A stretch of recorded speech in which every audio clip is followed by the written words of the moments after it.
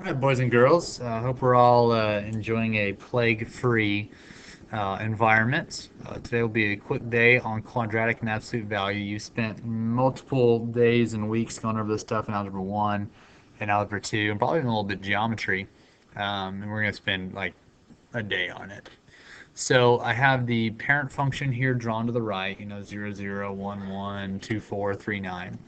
Parent function is y equals x squared or f of x equals x squared.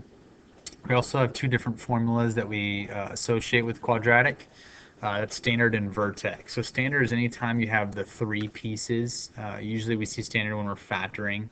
Um, sometimes we see just the two pieces with the difference of squares.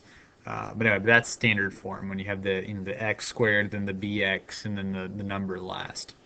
Vertex is when they give you the vertex. So h comma k is the vertex. So like for this one, h comma k would be 0, 0. So vertex formula for the parent function wouldn't look any different. What I have drawn here is an upside down parabola, just another way to see that. These two parts right here, that's what these arrows are pointing to.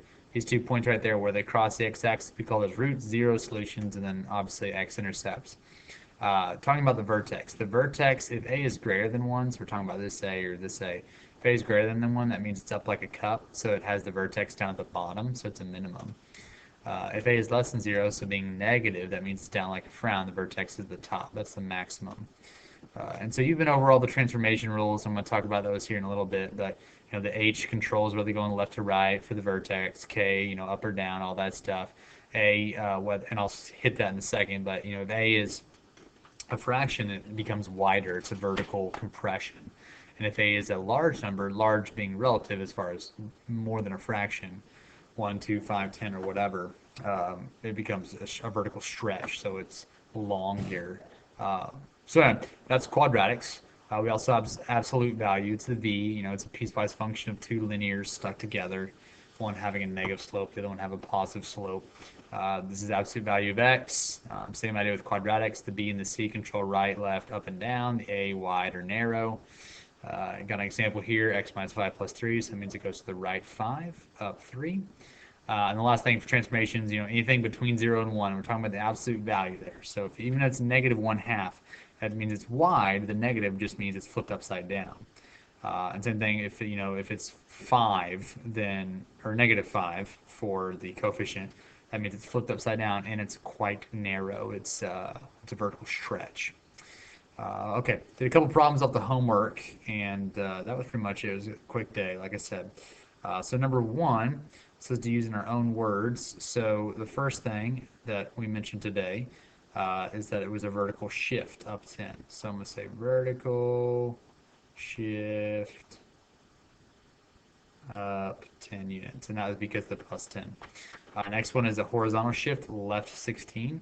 So I'm just going to say left 16. And then last thing, the 2.8 means a stretch. So stretch, and it's a vertical stretch, if you're going to be precise, stretch of 2.8. Okay, and then these all work the same way. It's 2 through 5, they all work the same way. Just kind of listen to our own words. And then number 6, the vertex is going to be at -2, -4. It's the opposite with the inside the parentheses things. And then I don't really care as far as what this exactly looks like, but we're just going to make it a little wider, quite a bit wider than the parent function. My only request is that you don't make it something like this, because that would be y to the equals 9dx squared or something like that. That would be something that looks like this with a 3. That's skinny. With a fraction, it's wide. All right. That's all I got, guys. Y'all have a good day. See you tomorrow.